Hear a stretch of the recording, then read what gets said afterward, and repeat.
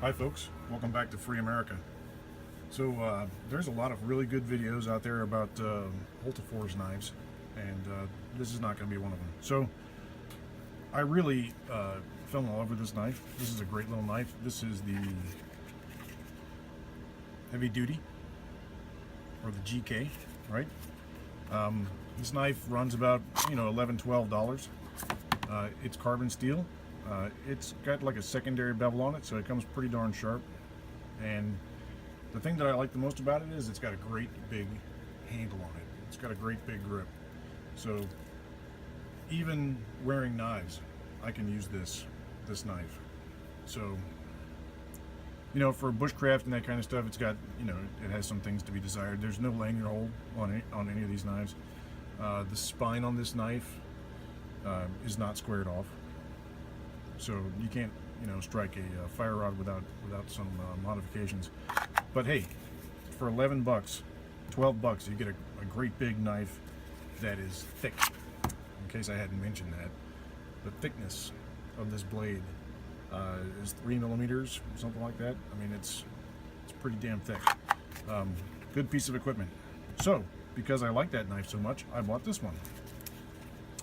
This is they call it the OK1, the mountain knife, right? And the outdoor knife one, or the mountain knife. And they went out of their way to put a different style of holder on there, which is nice. And there's plenty of videos out there, talking about the great features of this style and all that. And this is what's cool about it, right?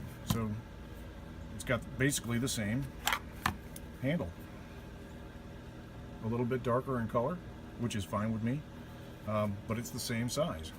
So essentially what we're talking about here is the same knife, right? Except with a darker handle, and it's got this this black coating on the steel. Now I don't know if you can see that, but it says carbon steel, right? And it's got these little measurements on here, 1 and 2 inches. Not sure what that's for. So maybe you can measure the depth of snow that's not very deep, or maybe you can tell how far you stabbed somebody. All of these knives have a little pinprick right there, and that is where they tested the hardness on these knives. But here's the part that bothers me. Let me see if I can get this here.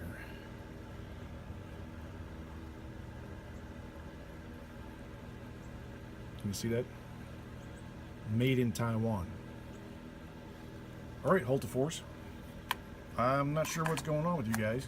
I sent emails to the Hultafors company, Hultafors USA and UK and even in Sweden, and I got no response. So I'm not happy with the Chinese knife. Oh, by the way, these two knives, this one's $11 or $12. This one is like $21, $22, and this one is $29. Okay, so this is the OK4, or the Expedition knife, and it's just like the mountain knife, right? Except that it has a different handle. This handle feels really good in your hand, it's smaller than the other two, but not by much. Frankly, it's enough to make a difference to me. But again, carbon steel blade, made in Taiwan.